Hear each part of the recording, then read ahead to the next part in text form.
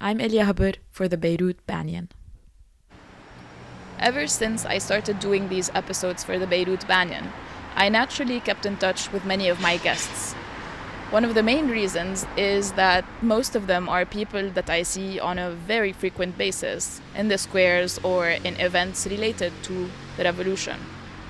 For this reason, I wanted to revisit some of their attitudes and views they expressed on their original episodes to see if anything has changed in the light of their personal growth or recent developments on the ground. In this episode, I visit Selim Mawad in his workshop, and we discuss his art, his views on the revolution so far, and where he sees it going. Here's our conversation. Let's start with some basics. If you can please give me your name and your age and your profession. My age? You're not going to be editing later, no? Okay, leave it like that would be more impulsive. Okay, my name is Selim Mawad and I'm 47. My profession, I do two things. I'm an expert on human rights, genocide, and dealing with the past, the violent past. I'm also a painter since 4 or 5 years ago, and my painting is only related to political activism and human rights. Okay. Not much changed except for my age. I'm 47 and 2 months, which is the age of the revolution. But it would be interesting to have a critical look a little bit on this 60 days and to see, if things evolved and if they did, in which way, and try to be critical also if we want to sustain the dynamic. I always paint the bull. It's my mantra in a way, my motto. But 4 years ago, a young guy passed by, and he asked me why the bull, why castrated. So we had a discussion about Lebanon, resignation in the Arab War. So 3 days after the revolution, I was doing small sketches of the bull and sending them on Instagram. But then he sent me a message and he said, beautiful text message, seriously made me cry. He said, Salim, your bull woke up, he's on the street, where are you? This is also important as an entry into the discussion that we're having, whether I would do it again if things are happening the way they are happening today or not. Because when I spoke about the bull being castrated, resigned, the revolution in itself and the dynamic of any revolution that we witnessed from the Arab Spring and in Africa and where I used to be present, today the dynamic changed, which is very normal and natural because people also strengths, changed, and many factors are changing. Like there is fear today that for a week, people started talking about a fear of civil war. I still, as somebody who's analytical and doing analysis, I don't understand why that week, why did it happen?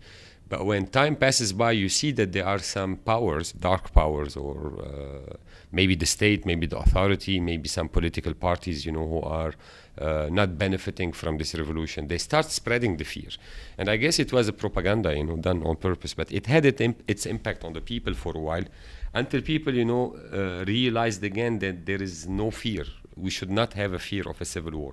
And I remember I had a talk with the people in Azari, and I said, we should not be afraid of civil war because in case there will be a civil war, it's not going to be our civil war. But this is also the problem because there is us and there is them. And that's where the revolution did not succeed so far in having all of us as Lebanese citizens joining efforts.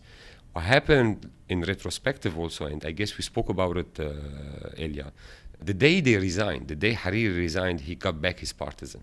The day the Lebanese forces resigned, the Ishtiraki, even the Free Patriotic Movement, they changed their discourse. And when they changed their discourse, adopted, more the discourse of the movement. When I say the movement, I mean us, the revolutionary on the streets. People sided back with them, which also we spoke about that I was not very sure from the beginning of the revolution, 1 month in the revolution, that this unity that people were talking about was really a reality. It was more of an aspiration. And from my experience also in many countries, Africa and the Arab world, usually people talk more of aspirations, more than realism.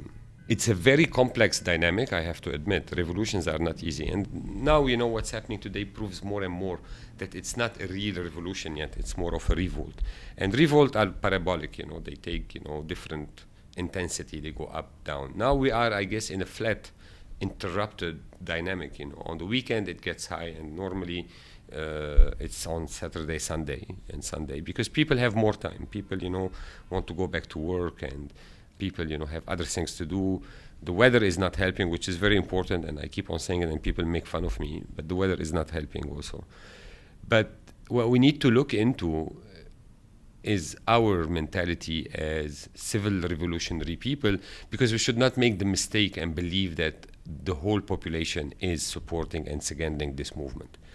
People have demands, and whoever is going to give them this demand will be the security valve that they are asking for.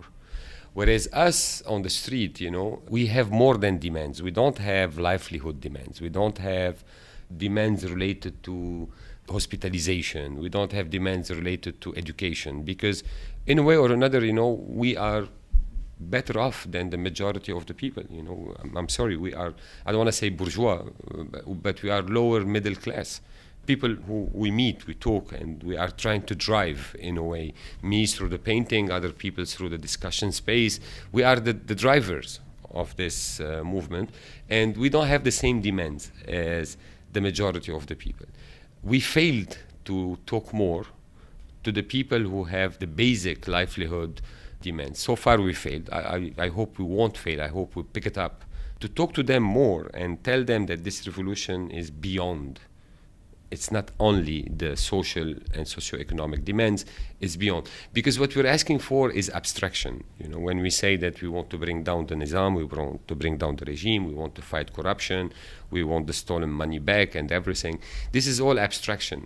We need to put a framework to it. And that requires a process. It's not going to happen only in the street during a month or two, not even 6. Because imagine you want to track the money that was, stolen or embezzled over 30 years. You need a huge complex processes on a national, international level.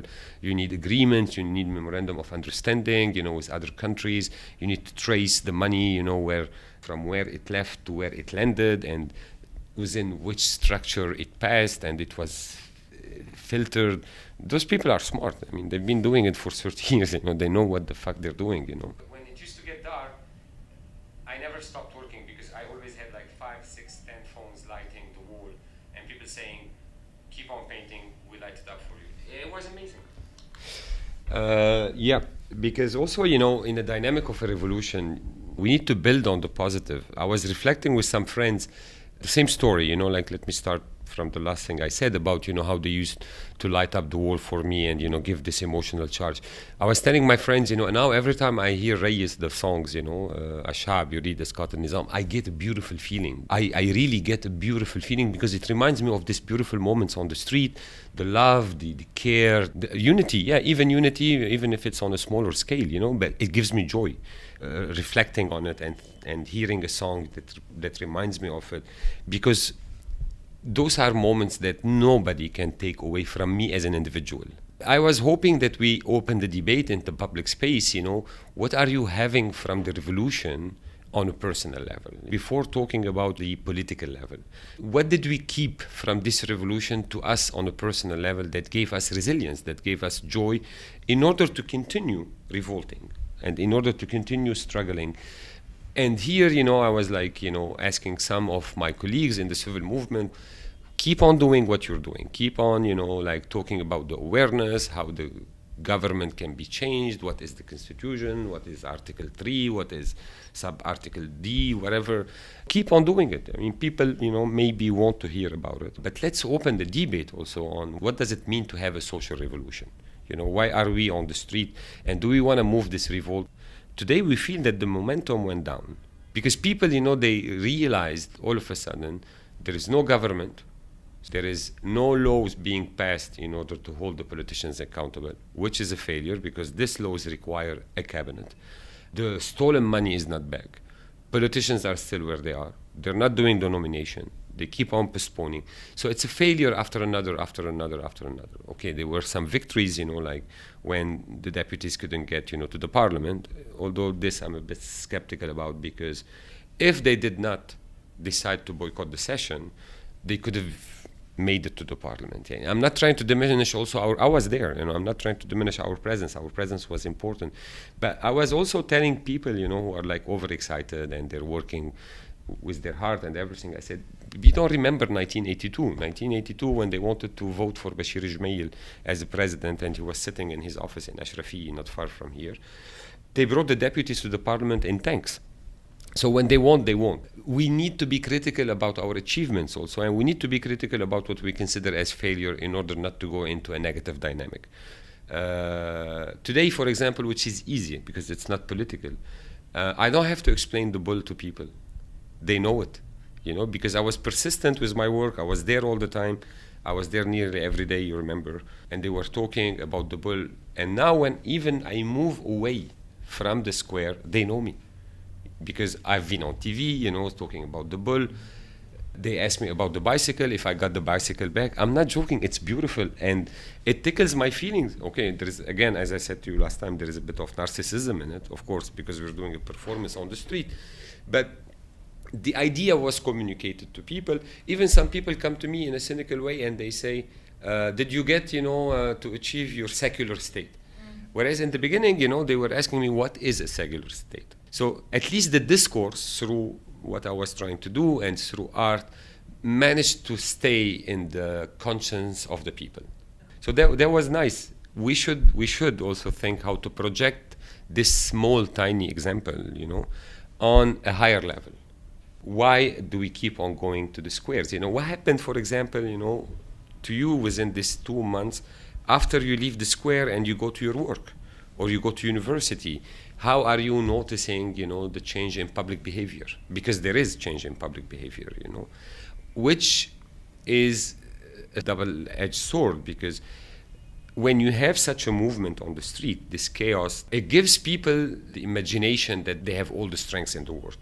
Actually, they don't, emotionally and psychologically speaking. So when you are on the street saying, Ashab, you read the Scott al-Nizam, or Ashab, you read this and you read that, and the people are the source of the power, and whatever, as Ashab, Masdar al-Sulutat, which is void constitutionally, because Ashab, Masdar al-Sulutat, mumassalan khilal muassasat. Okay, it's not the people who are on the street that they become the parliament. But anyway, it's the romanticism of the revolution, and we need this mobilization. But when you go to university, your teacher is still your teacher and is still an authority. When you go to your company, your director is still your director, and it's still a patriarchal, authoritarian structure, and it should be. But is there a change of behavior? Are you bringing this change of behavior to the institution? And that's why one of the days I did a painting saying, after the street, we bring our revolution to the institution. Since the movement is taking more time, we need to start thinking other than the political demands, and I insist a lot on that. What is the change in the social behavior that we are living and experimenting today, and how we're living it outside of the street? And I guess if everybody looks deeply into themselves, there is a change. What do you think is an action that could be done, whether physically or maybe intellectually, to maintain that awareness? Look, there is an array of things that we can do. There is the simple things that we can do, all the way to the more complex things, And I'm not asking people to be heroes because it's not easy. But I'm going to give you examples that happened in my life, from small to big. When I go to the bank wanting money, my money, and the bank is confiscating my money. First, I was hesitating. I knew every week I'm allowed, $400 or $300. I was hesitating because, I was participating. I believed I'll be participating, to the fucked up process, like giving the bank the chance or the power to manipulate public money and our money. But then at the end, I needed money. So I called several friends, what would I be doing if I do this? I'm not joking. What is the exchange rate? Would I be benefiting or would I be losing? And deep inside of me, and trust me, I'm not a hero, but I try to be correct. I was trying to choose options where I lose and not win because there is the black market. The dollar, 1,500 in the bank, and then in the black market, $2,000. I was like more inclined to take it for 1,500, so I don't allow the black market. I would have never thought about it before the revolution, because I became aware of the public interest, the public good of the country. So I went to the bank and I said to her, please, I want to withdraw money, and how much can I have? And she said to me, your right is حقك $400. Your right is up to $400. I said, look, and usually I'm somebody who has a fucking bad temper. I said, dear, look, I'm not gonna vent my anger on you. I know you're an employee, and I know the owner of the bank is the one in charge, but please let's agree on the narratives, because your narrative is very insulting. She said, what do you mean? I said, you cannot tell me my right is $400. You can tell me what we allow you because we're confiscating your money is $400 because my right is my full amount. And people started applauding around me in the bank. And I loved her reaction. You know, all of a sudden her face became soft. She had tears in her eyes. And she said, you know what, I am deeply sorry and I totally understand you. And thank you for saying it because we need to hear it. So for me, this is bringing the revolution, you know, from the street to the institution, to the financial institution. Yes, she is not the decision maker, but she's there, you know. And then I said, look, when you see your superior, the owner of the bank, and I'm sure you're not going to see him, you know, but you're going to see somebody close to him, tell him a citizen passed by from the revolution and he said, you're a fucking crook. So for me, this is a small example. Another example, which is on a higher level, I had a project with 2 international NGOs. And one of the projects is supposed to be with one of the people who was nominated for the post of prime minister because he has an NGO. And I said to them, I'm sorry, I cannot do the project if the project, although the project is with children. I said, since this guy was convoked by the Attorney General and accused of corruption, and there is a public opinion against him today, I cannot do the project with you if you keep, you know, the same partner. And I withdrew from it, and I need it. I need to live. I need to work. Fortunately, after 4 or 5 days, and we're talking about 2 big international organizations, they got back to me and they said, we changed the partner.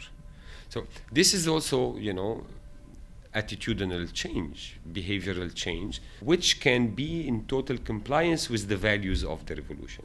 Like if the international community want to fund Lebanon and to support Lebanon, they also must be aware that, you know, we are refusing some political elite with whom they are working, okay? But if we don't remind them of it, they need to do their interest.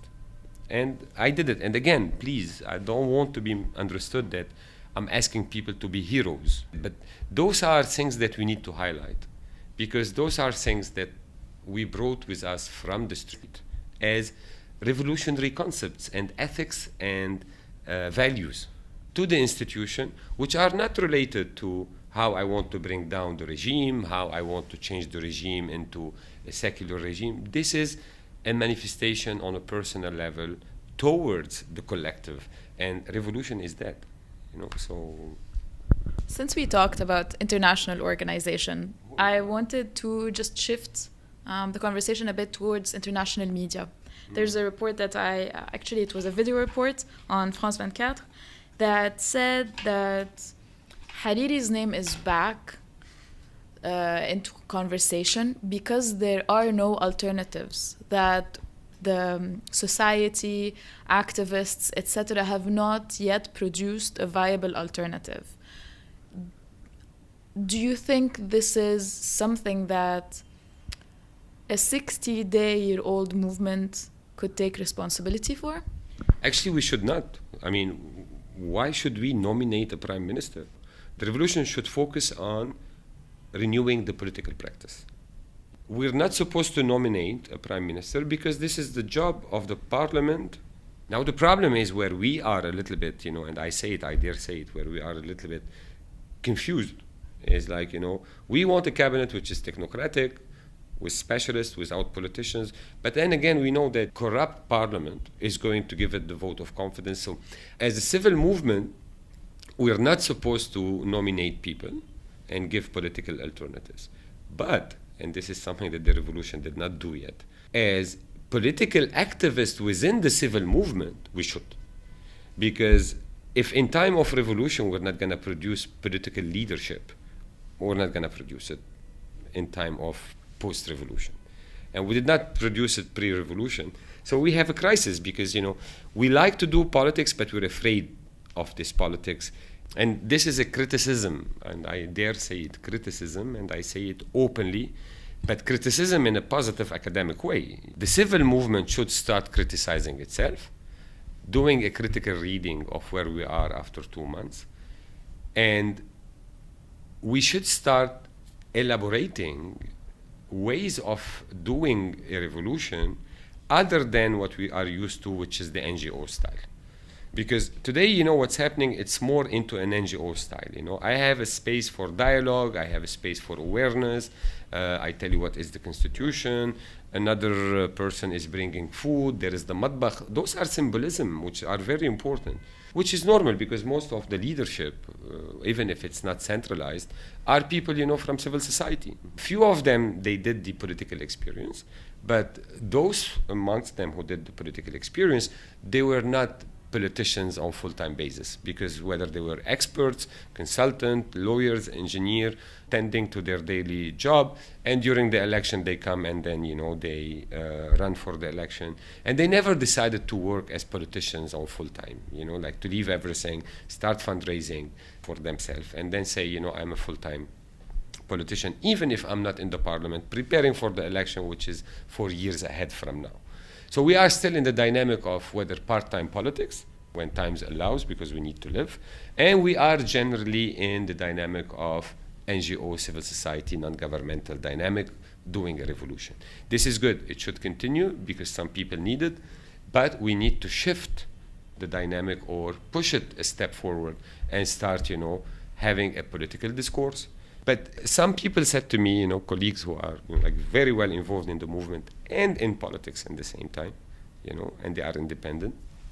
They said, and I understand them, but, you know, I don't agree with them. You know, they said it will be so wrong to benefit from the revolution in order to do politics. I said, no, you are so wrong not to say honestly to people during the revolution that you are the political leaders, you know, who are in the making in the revolution, but you're not the political leaders of the revolution. You are political leaders in the making, being produced, being created, being manufactured in the revolution, and that would be so legitimate for you to do politics later. This is a level that we did not reach yet in the movement. On that topic, there was a really nice opinion piece today in the New York Times on how activism can actually lead to change. And there's a sentence, to build power, outrage needs organization. Okay, so I'd like to hear your thoughts on that. In that study, they also conclude that real-world success is by focusing on real-world problems and challenging people to act to solve them. And this is where the creativity lies. Do you agree on that in general? And Yes, do you think it applies here? Yes, exactly. The question should be, you know, is it adaptable and compatible with Lebanon in general and the global South more in particular, and then with the revolt, you know. What I called NGO dynamic or civil society style, it is also more of social entrepreneur style, you know, because let's not forget, you know, I mean, over the years, over the last 20, 30 years, everything that used to be activism, and that before that it used to be militantism, like a militant, is today social entrepreneurial, you know, and there is a huge effort from the West to work on social entrepreneurial, and there is a huge effort also, you know, like through social corporate responsibility to fund activism, and people went more into the direction of like ecology, environment. So that's why, you know, we woke up and we saw that, you know, political activism has not been, you know, that high on the list for a while, you know. People in Europe, mostly, you know, they talk about, you know, the ozone, which is so abstract. Yes, of course it's important, but what the fuck, how can I see the ozone? And they start worrying about the cow. If it farts more than it should per day, it's going to widen the ozone, or the spray bottle that they use as a deodorant, which is very legitimate, it is true, you know. But this is abstract. Seriously, you're worried about the ozone. Okay, you want to be worried about the planet, be worried about the planet. But let's talk also about Kyoto Agreement. Let's talk about how the Americans are not agreeing on the Kyoto Agreement and everything. So what happened is, with activism in general, we try to depoliticize it as much as we can. They tried, not we, you know, the neoliberal dynamic. They tried to depoliticize it as much as they can. They shifted, you know, the interest towards something very abstract and we don't see every day. And with it, we shifted from our interest in the drug problem we have in our neighborhood in Paris Neuf, l'arrondissement 9 in Paris, or in London, under Borough Bridge or whatever, or even in Boston in America, or even everywhere, So we're not interested anymore in community issues, We're interested more in global issues. We're interested more in global abstract issues. But if we notice lately, there is an awakening. If we look today, like from Chile to Hong Kong, to even some places in Spain, to Paris with the Gilets jaunes, to Lebanon, to Iraq, to Iran, the revolt is the same. The demands are different, but the philosophy of the revolt is the same. Why? Because over the last 30 years, and I know before you tell me Iran and Iraq is a bit different, but in general, we had a savage rise of neoliberalism, which is the case of Lebanon, And we had a savage rise of extreme right, in Europe, even in Lebanon, in Iraq, in Iran, and everywhere. So we had these two huge rockets shooting high, neoliberalism, extreme right, and fundamentalism. And then the people in the center, the masses, they found themselves without values anymore. And they are trying to recenter their values. That's why I say, the chaos that we see today on the streets, Hong Kong, Chile, and Lebanon, especially in Lebanon also. I said to you, if you remember, when you first interviewed me, people are on the street, they know what they don't want, but they don't know what they want. The question is today we need to be on the street again and ask ourselves, did we develop an idea of what we want? If we don't have, a complete idea of what we want, it's okay. We can develop it, but we need to start asking ourselves. I know we want less taxation, we want to change the government. I don't give a fucking fuck. It will happen. One day it will happen. And demands livelihood and, social economic demands and livelihood and whatever. Tomorrow any leader can come and give it to you. But not any leader from the establishment can give me new values in society, such as secular state, such as freedom and equality and everything. Those abstract values that I'm claiming at least, and I know you are, and other people that we know on the street. This is what we want, We need to redefine them. We need to invite people to share them with us, and to say, this is not for tomorrow. This is for after. But we need to start talking about it, elaborating it, and making it clear. We're part of the universal dynamic. Unfortunately, we're still acting as social entrepreneur. A revolution is not about social entrepreneurship. A revolution is about rolling up your sleeves and going, more and more radical with your approach. And that leads me to say something also. There is a total absence in the squares and in the public spaces of debate of any ideological talk.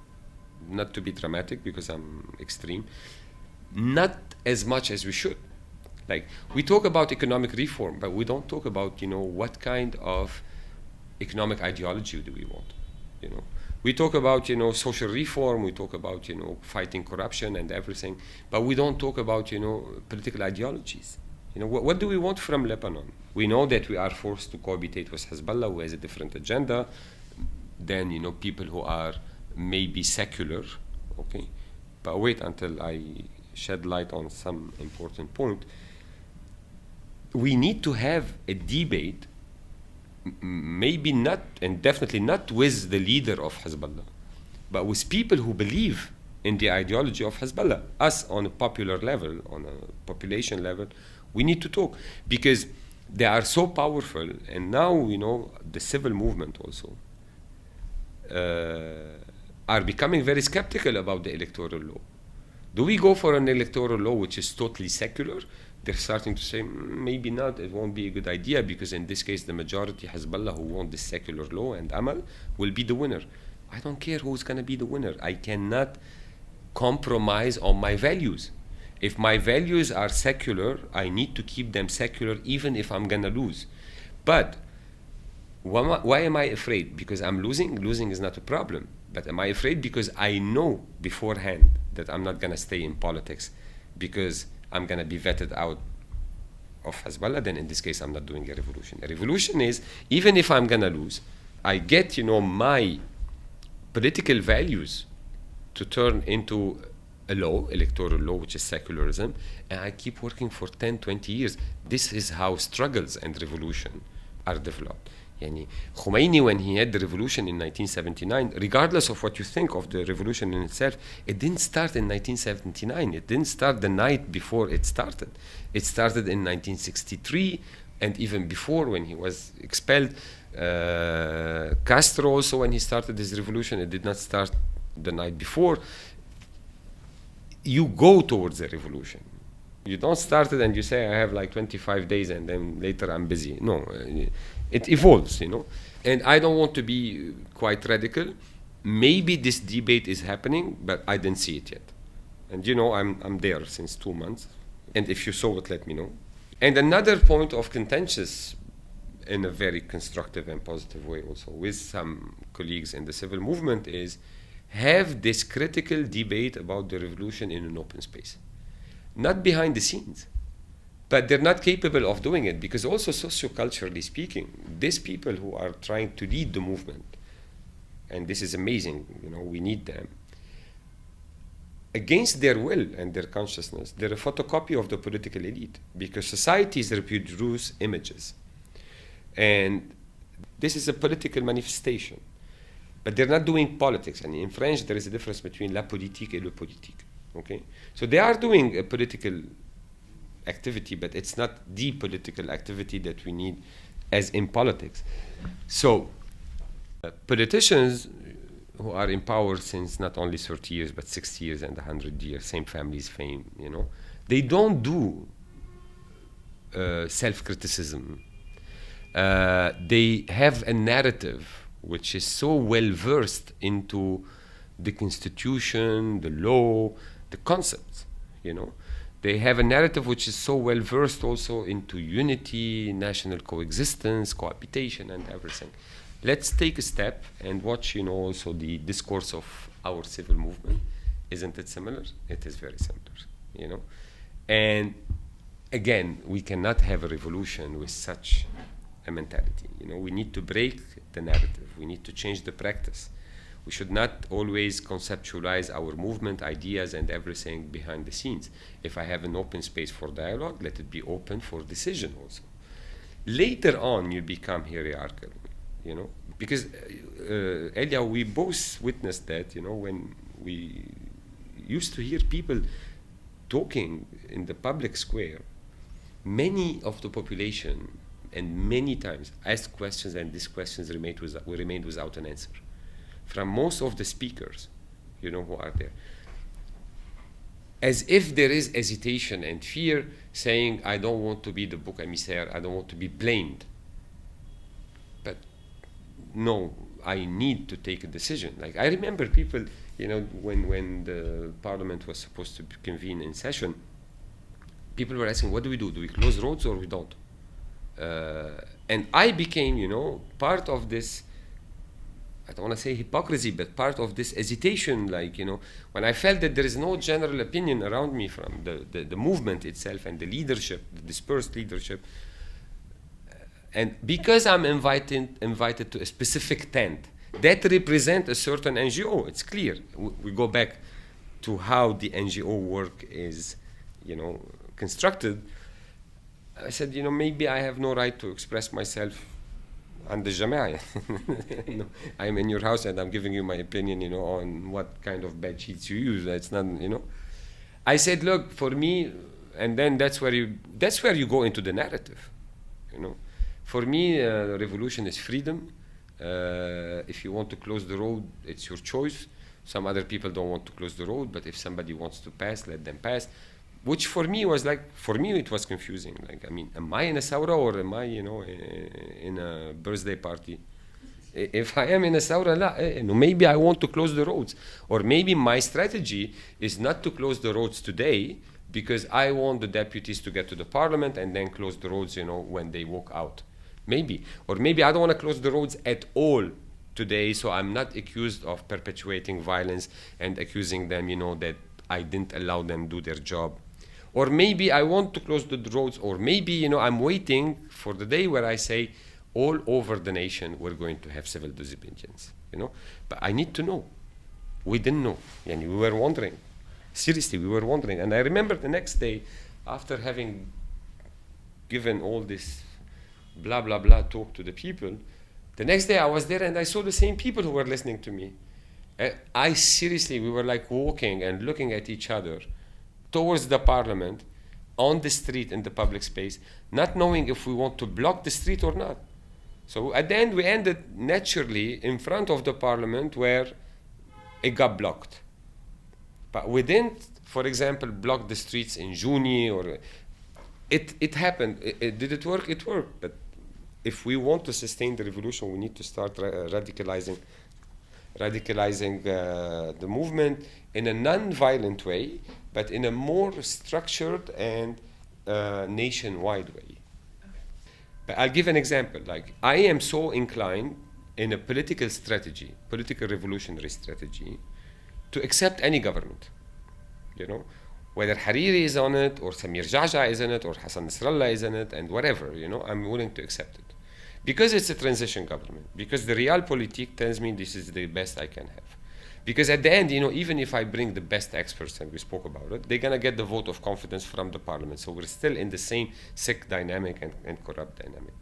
But I give them, you know, and this is where politics start playing, you know, I give them 6 months time, you know. We waited for 30 years, for fucking God's sake. I give them six months time with 3 items on the agenda. If I am really sure that the street is strong and the street is like supporting the movement, I say, okay, electoral law outside, you know, of which is not Taifi, separation between the judiciary and the executive, we need a law for it, and a law for, you know, the embezzlement and the corruption and everything. And plus, you know, management of the state of affair for the people so the economy does not collapse. And I give them 6 months. But during the 6 months, I don't go home. 20, 25 people, 30 people, whatever, they volunteer, they resign from their work, they stop working. And come on, no, I mean, I'm 47. I said to them, I have like $6,000 in the bank. I can use them for 6 months. And then start structuring the monitoring process. Like, did the Committee of Justice meet? Did the deputies present, you know, a draft law for this and this and that? And if not, who from civil society or the think tanks can present a draft law? So you put pressure. And then I start moving every week from one place to another in the country, massively, talk to the people about, you know, how this political elite is failing to do its job, you know, within the 6 months ultimatum that they have.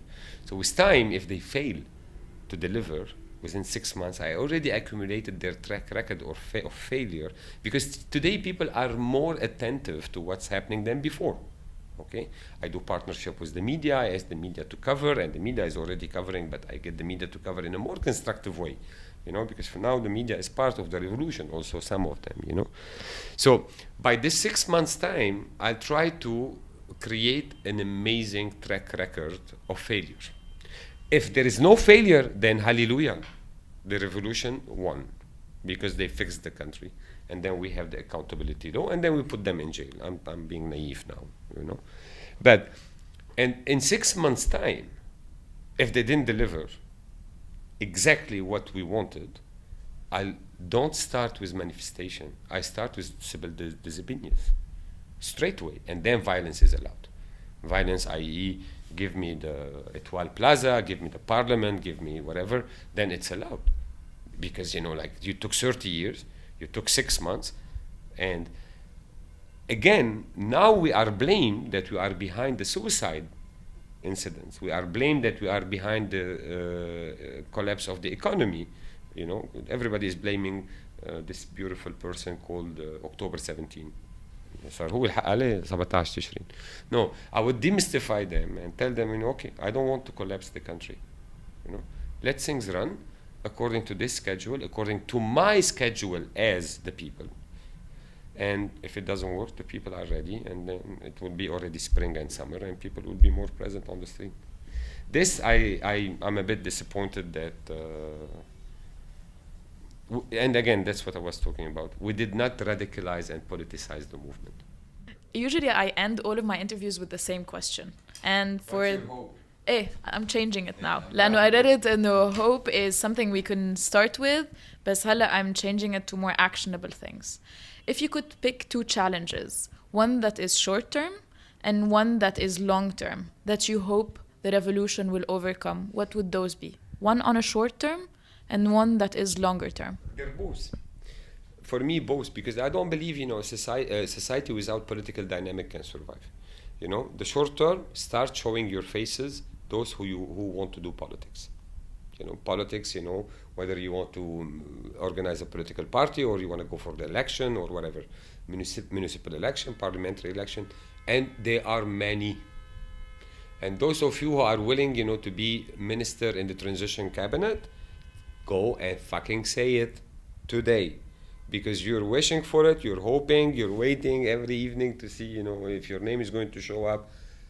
Go and say it. I'd rather have somebody saying, I want to represent the Iraq, than somebody imposing on me, somebody at the last moment, and me being surprised with this person. If they tell me, Elia Haber, she says, I want to be a minister in this government, although my colleagues, they don't want to be in the government, then I know how to talk to her. I open the debate, and this is politics. So start showing your faces now in the public plaza and say that you are doing politics in its multiple form, not only election. Because this is our problem in the country. Our conception of politics is related only to parliamentary election, which is wrong.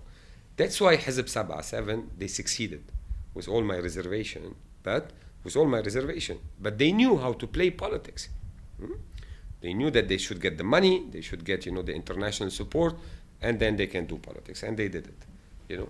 This is the short term. The long term, continue doing politics.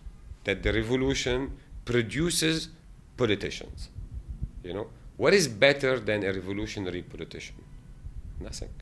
So for me, the short term is show your face as a politician, and the long term, become the politician you want to be. That's it.